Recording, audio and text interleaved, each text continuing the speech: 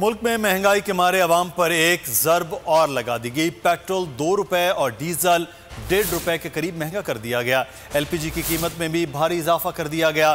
कीमत यकमुश्त 19 रुपए बढ़ा दी गई। अवाम चिल्ला उठे।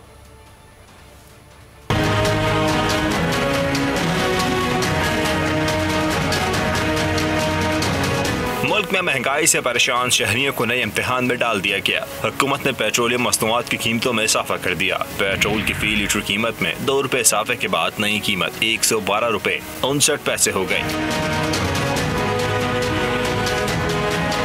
डीजल की कीमत 1 रुपए 44 पैसे इजाफे के बाद 113 रुपए 99 पैसे तक पहुंच गई। अवाम नई महंगाई पर तड़प उठे।